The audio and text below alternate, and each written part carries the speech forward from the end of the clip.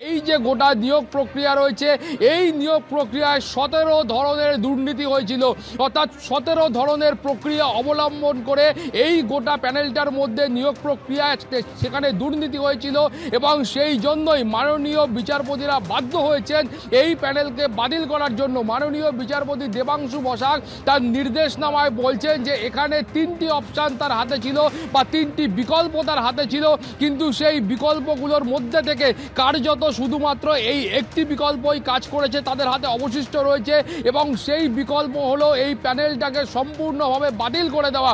তার কারণ তারা বলছেন যে হয়তো এর মধ্যে, যেটা আইনজীবীরা বলছেন যে হয়তো এর মধ্যে কয়েকজন যোগ্য প্রার্থী তারা থাকলেও থাকতে পারেন, কিন্তু সেই সংখ্যাটা এত কম যে এই বড় নিয়োগের মধ্যে থেকে তাদেরকে খুঁজে বার করা কার্যত অসম্ভব এবং সেই কারণেই গোটা প্যানেল বাতিলের যে সিদ্ধান্ত, সেই সিদ্ধান্ত নিতে কলকাতা হাইকোর্ট বাধ্য হয়েছে। তার পাশাপাশি তারা বলেছেন যে গোটা এই প্যানেলে বা এই যে নিয়োগ প্রক্রিয়ায় সেখানে শুধুমাত্র একজন পরীক্ষার্থী সোমা দাস, যিনি ক্যান্সার আক্রান্ত, যাকে কার্যত খবরের কাগজে ছবি দেখে তৎকালীন বিচারপতি অভিজিৎ গঙ্গোপাধ্যায় চাকরি দিয়েছিলেন, শুধুমাত্র তার চাকরি বহাল থাকবে, বাকি প্রত্যেকের চাকরি বাতিল করার জন্য কলকাতা হাইকোর্ট নির্দেশ দিয়েছেন।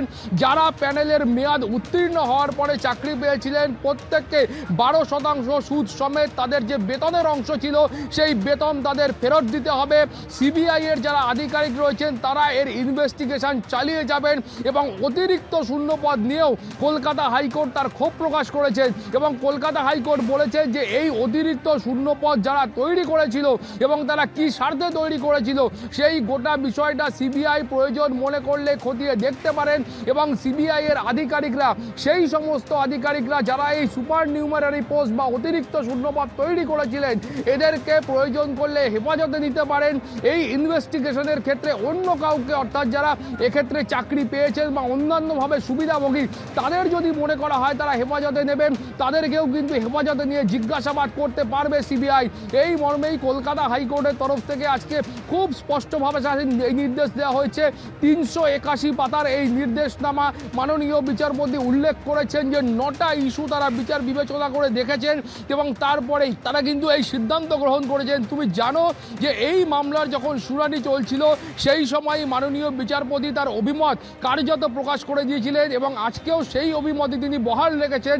তিনি বলেছেন যে স্কুল সার্ভিস কমিশনকে নতুন করে এই যে গোটা মূল্যায়নের প্রক্রিয়া, সেই মূল্যায়নের প্রক্রিয়া করতে হবে এবং তারপরে যারা যোগ্য প্রার্থী রয়েছেন তাদেরকে চাকরি দিতে হবে এবং এই গোটা প্রক্রিয়াটা সম্পন্ন করবার জন্য তিনি একেবারে সময় নির্দিষ্ট করে বেঁধে দিয়েছেন। তিনি বলেছেন যে স্কুল সার্ভিস কমিশন অবিলম্বে এই যে চাকরি যাদের বাতিল করা হলো, যে শূন্যপদ তৈরি হলো, সেই শূন্যপদে যে ওএমআর এখনো এসএসসির হাতে রয়েছে, যে ইন্টারভিউয়ের লিস্ট তাদের হাতে রয়েছে, যে একাডেমিক স্কোর তাদের হাতে রয়েছে, এই সমস্তটা বিচার বিবেচনা করে একেবারে স্বচ্ছভাবে একটা গোটা টেন্ডার প্রক্রিয়া যেভাবে ডাকা হয় সেইভাবে ডেকে এই নিয়োগ প্রক্রিয়াকে পুনরায় সংগঠিত করতে হবে এবং তারা চান, অর্থাৎ কলকাতা হাইকোর্ট চায় যে গোটা প্রক্রিয়াটা যেন স্বচ্ছভাবে হয়, কোথাও যেন কোনো দুর্নীতির গন্ধ না থাকে, কোথাও যেন কোনো দুর্নীতির অভিযোগ না ওঠে, সেইভাবেই কিন্তু এই গোটা নিয়োগ প্রক্রিয়া সংগঠিত করতে হবে।